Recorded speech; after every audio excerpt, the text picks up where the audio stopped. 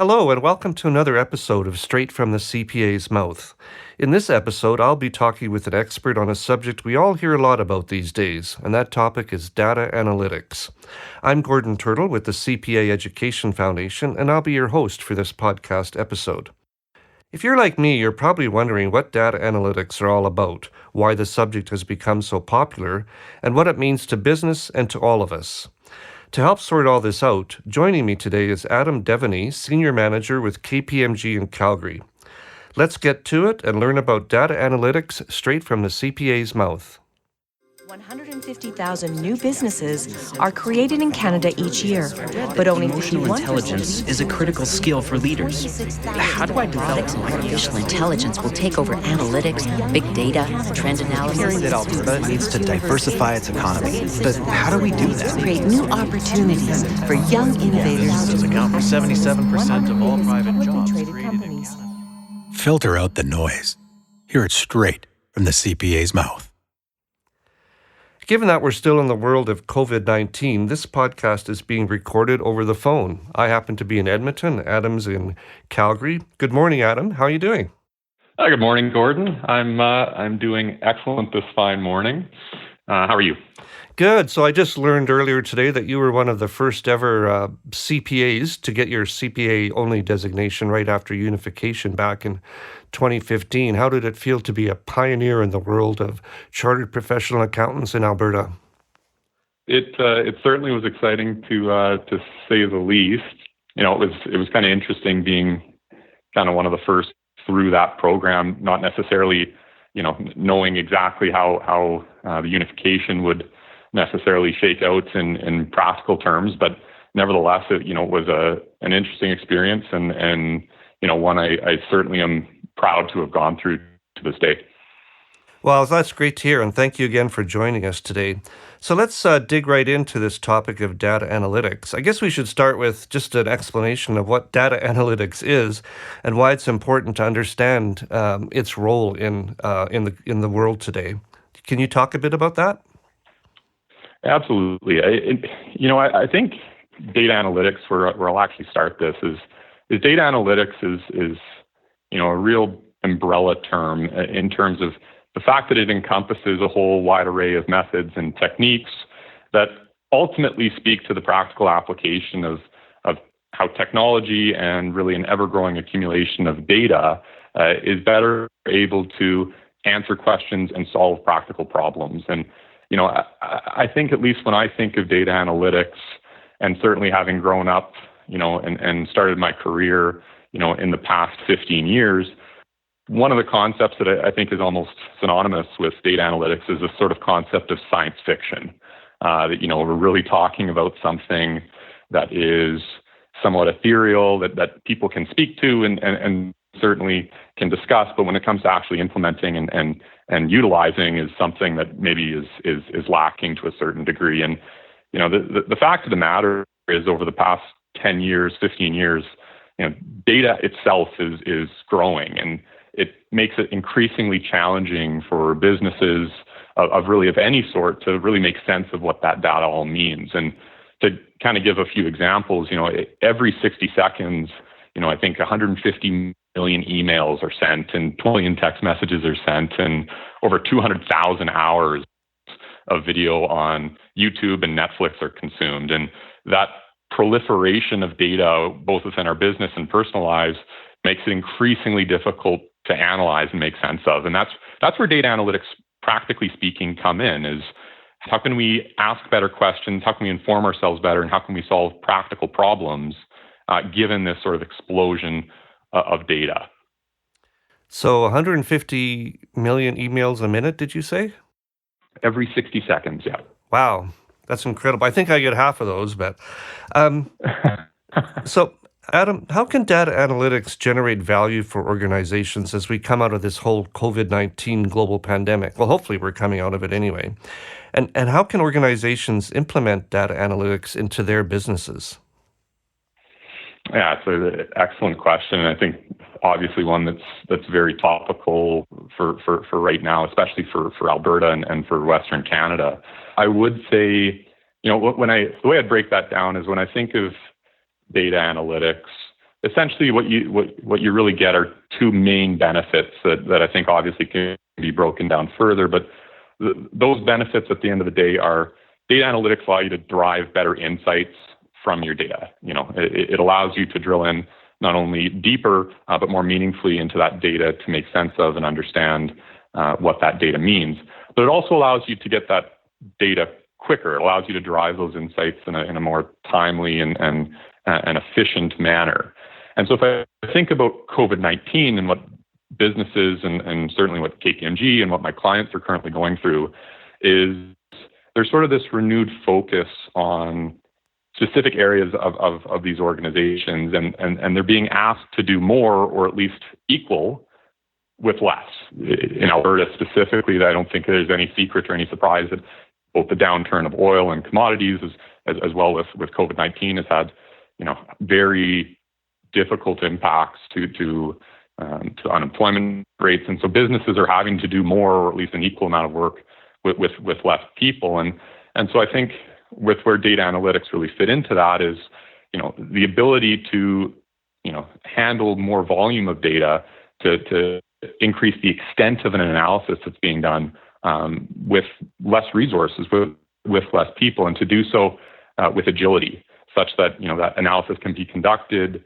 and visualized in a way to identify meaningful trends that ultimately have value. And where I've seen this in perhaps my personal experience, and where I see this with a lot of my clients currently, is that there's all sorts of business applications, but there's also really meaningful human applications as well. And where I think to that is the effects of the pandemic, let's just say, on mental health, right, is something that I think, as you've seen in the news recently, it's something that's incredibly impactful. And one of the things I'm doing on my teams currently is, how can I analyze, within a given audit file, for instance, can I analyze how certain documents are being prepared, the time it takes for those documents to be prepared, the number of review notes that are being left on those working papers, and then mirror that with, well, what is it actually taking in terms of raw hours for people to complete those assignments? And you can identify trends to say, well, this particular person on the team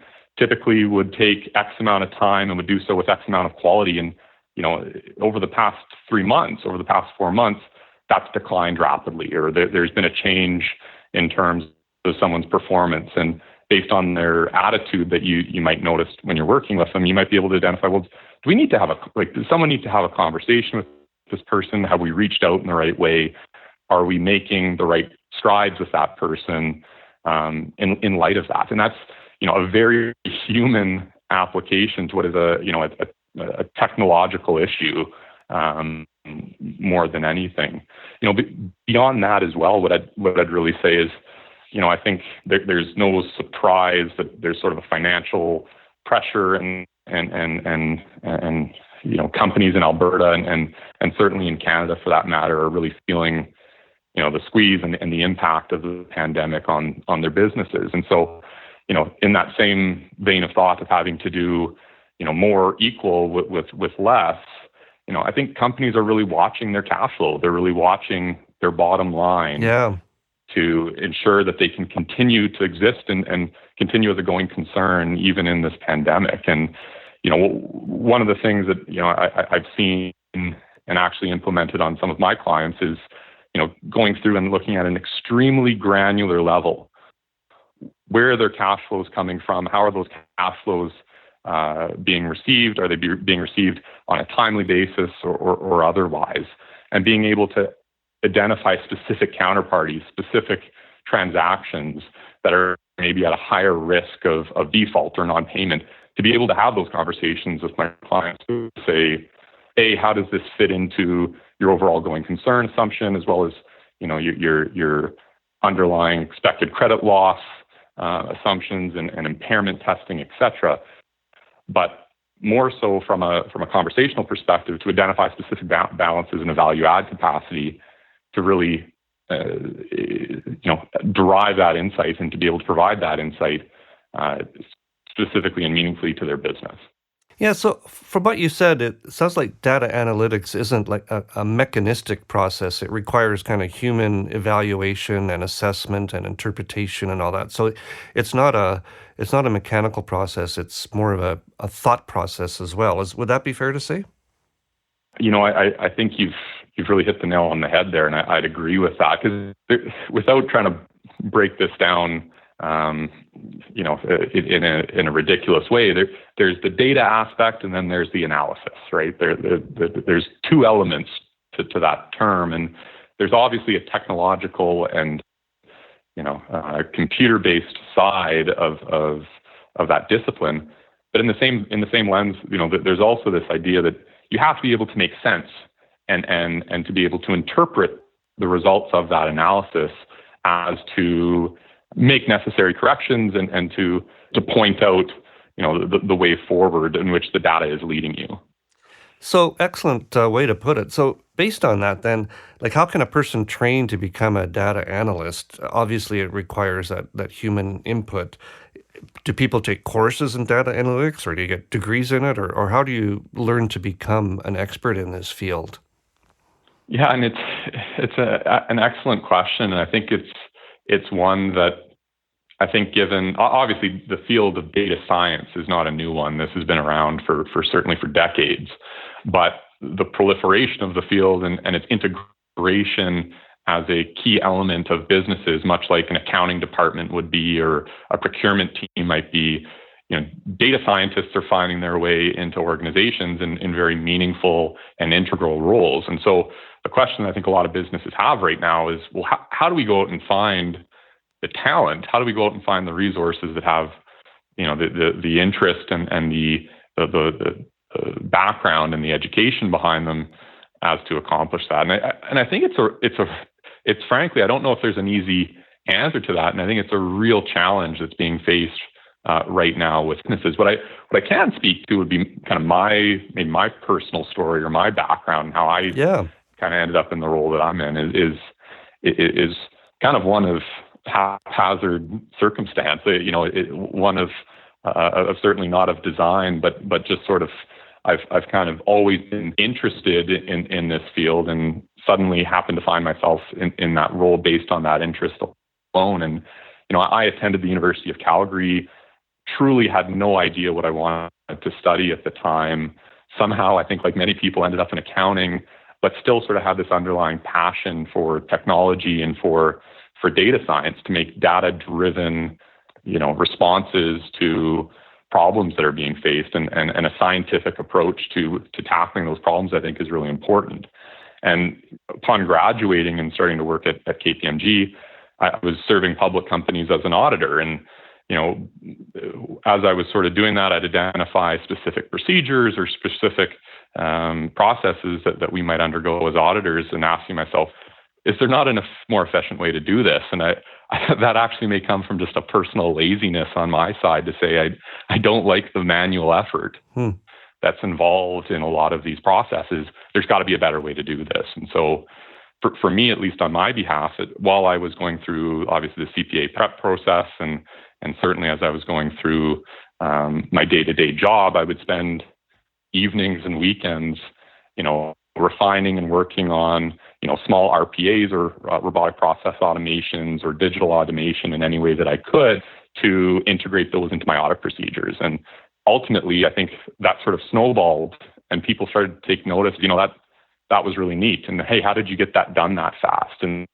hey, how did you identify this? Because we've never historically seen that before. And that's a really good catch. And I think as people started to take notice, next thing you know, here I am, a decade later, such that, about half the time I spend now auditing as a senior manager with KPMG. The other half of the time I now spend coordinating and leading our local and national innovation objectives, and have sort of stumbled into that role. Now, to answer the second part of that question, I am currently in the second year of a Master of Science program in cognitive analytics with Simon Fraser University.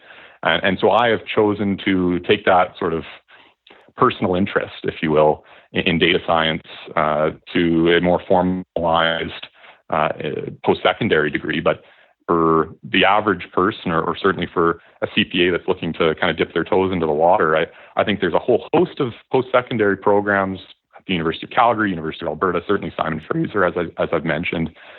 But I think there's almost a thirst or a curiosity for implementing innovation and trying to implement data-driven solutions to common problems that we're all having. That's where I'd really try to foster, and that's what I would almost try to focus on. Is like that. I think, in my view, that's the true driving force behind whether but behind that sort of self-interest, if you will, to go out and actually better yourself and to continue to drive, if you will, that sort of knowledge or ambition that someone may have. Wow. So what's the name of the master's program you're in again? I'm in a Master of Science program in Cognitive Analytics, and it's through the Beatty School of Business at Simon Fraser University. Oh, okay. So it is interesting then that there are now formal education paths you can take in this field. So yeah, good luck with that. That sounds really interesting. So based on what you've just said, I guess the answer to this next question is kind of self-evident, but if you're currently a business student at post-secondary in Alberta and you're thinking of getting your CPA designation after graduation, is it important for people in that situation to learn about data analytics at that undergrad level, if they can? Yeah, and it's an excellent question. I think where I would start with that is, if I think about what is required of a first-year staff accountant who is starting work at KPMG in Calgary, for instance, and I'll just speak to what I know. Mm-hmm. What I expect and what I require of that first-year staff accountant is a true understanding and willingness to at least develop in the data analytics space. And what I mean by that is our audit practice here locally has undergone a fairly significant transformation even in the past 5 years, where we've gone from data analysis being a small or more ancillary component of what we do in an audit to now the vast majority, the very vast majority of our audit clients use at least one substantive replacing data analytics procedure. And I don't mean a like a small or just sort of an add-on or a tack-on value additive procedure, like for instance, like a journal entry CAT or a journal entry computer-assisted audit technique. But what I mean is truly a substantive procedure replacing data analytics. So, i.e., something that is, taking the manual vouching out of the first year's hands and putting it into a computer to model. And I would say the vast majority of our public audit clients here in Calgary use at least one, and many use far more than that. And that's where I'd look to go back to your question. When I look at a first-year staff accountant, like this isn't again, it's not science fiction. It's not the future. It's the present. And so the imperative to understand and the imperative to be able to function at that. Like, we're not talking about an ancillary part of our business. This is a mainstay baseline. This is table stakes for our audit engagements currently. And so that's where I would look at a first-year staff accountant and go, this is a part of your job. It's not a matter of self-interest. This is a part of your job now. And so, and maybe the best way to even explain this is, we've had, I'll give two very quick examples. We've had two first-year staff accountants in the past year that work with me on my team, one of which, in light of COVID, has gone out and built out a dashboarding tool that essentially analyzes pulls of accounts receivable and subsequent receipts payments from a client's system, analyzes to identify at-risk balances and at-risk customers, and then builds that into not only an expected credit loss expectation, but also an expectation of stale dated balances that we might need to speak to the client of. That's a first year. Like, that's a first year staff accountant fresh out of university. Wow. Has gone out and independently built this. And it's now being implemented as of Q2. I think we've gone out and implemented that on about 15 of our public audit clients, seemingly over the course of a month. And she took about 2 weeks to go build that another one of our and this gentleman was actually an intern. Like this, we're not talking about someone who's graduated. We're talking about someone who's still in their undergraduate program. Again, he was an accountant. He's a Bachelor of Commerce student. He went out and built out an automated solution for addressing reaggregation risk in an audit. So for those who are unfamiliar, the idea of reaggregation risk is, if you're testing a revenue account and you split it out 3 different ways, and you're testing 3 different revenue streams that all comprise the consolidated revenue balance, and you need to evaluate at the end of your test work to say, well, did you test enough of each of the 3 streams such that if you aggregate the untested balances of each of those streams, do they accumulate aggregate to something that's meaningful that you care about? And it's a very tedious process for an auditor to do, especially on large group audit engagements that are have multi-geographies to them and have a high degree of complexity. This intern went out and built a tool that goes into each working paper in the file, identifies what was tested and what was untested by the auditor, and then stitches it all together and aggregates it at the end. And he consolidated a process that would probably take 3 to 4 weeks of collective time in the middle of February as everyone stressed out. And he translated that into a procedure that takes about 2.5 minutes to run, right? And so these are our first year staff accountants and our interns that are going out and building these things practically, with in many cases limited background or experience in data analysis. Wow. So hearing about these young students makes me feel very stupid all of a sudden, but that's fantastic to hear that university students and new people in the accounting profession are so advanced in their knowledge of how to apply data analytics. So I just want to switch gears a bit, Adam. Are there applications for data analytics outside of business? Like, can people use the concept or the process at home or in their hobbies or personal lives? Are there ways to use it in those kinds of situations? Yeah, absolutely. And I think data analysis at its core is really just the medium of which it's really the lens in which you're viewing the world, right? It can be applied almost regardless of whether you're dealing with for-profit, not-for-profit, home use, whether you're dealing with industry A or industry B.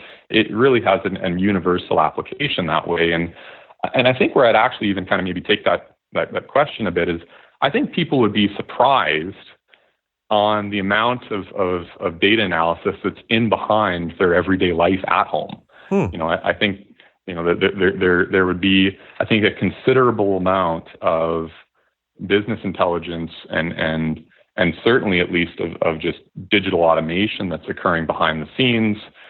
For instance, when let's just say you've got an electricity service provider, and that electricity service provider is able to tell you down to the megawatt, hour by hour, what you spent, how that trended in with the rest of your neighborhood, how that trended in with the rest of the city, how that trended in with your historical patterns, and how that all holds together. Like that fundamentally, perhaps not so sophisticated, but fundamentally, that sort of time series analysis and accumulation of data into meaningful insights is one that I think everyone would see when they open up their bill at the end of the month and look at how much they owe their service provider.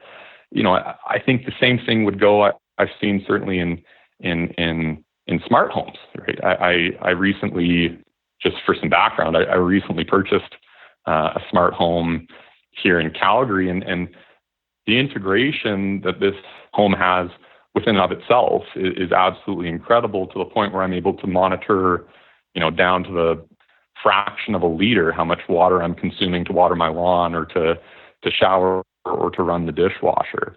And I think that's realistically, and this is, I think, a really important thing to note and to distinguish.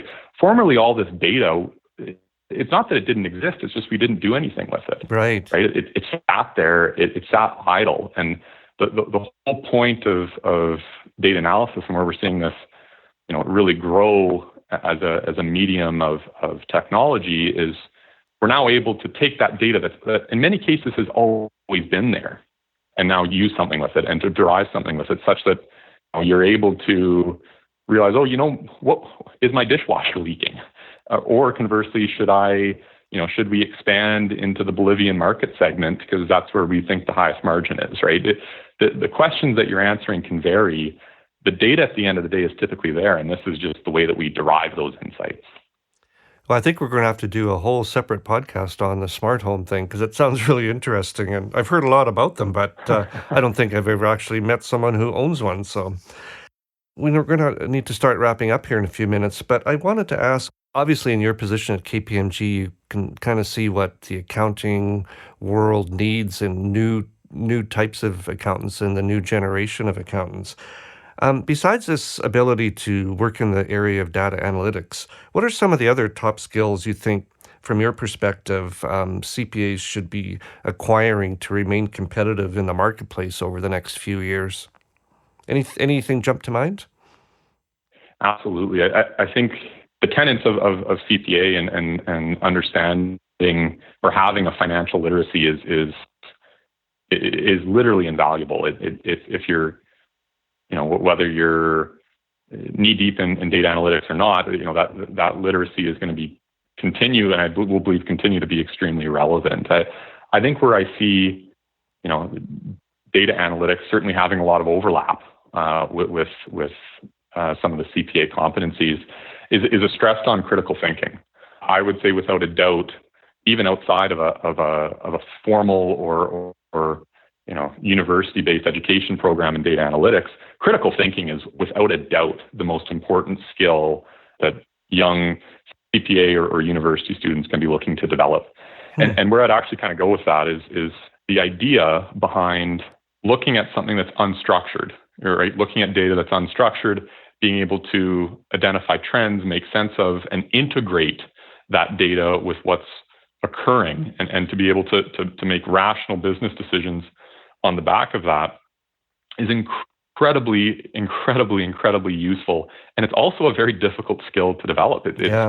It's not necessarily something that, can come easily to certain folks, and certainly is one that maybe takes time to develop. There's a certain eye to it. And I would really say, even in and above, having a background in computer programming or having an advanced degree in computer science, like I think having that critical thinking skill is so important. And just as kind of an example of that, like I think even just this past month, I read that Google, for instance, they've changed their hiring practice such that they no longer require applicants to have a university degree.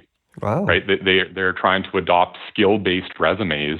Like, what are the skills that you bring to the table, and what can you actually do beyond the fact of just having a university degree, such that they theoretically could go out and hire, a student at high school. And I think there's some wisdom in that, in the sense that, the ability to make sense of and integrate your knowledge of business, and certainly for a CPA, your knowledge of finance, in with the data that you're ultimately processing is incredibly important, and one that I don't think can be understated. Beyond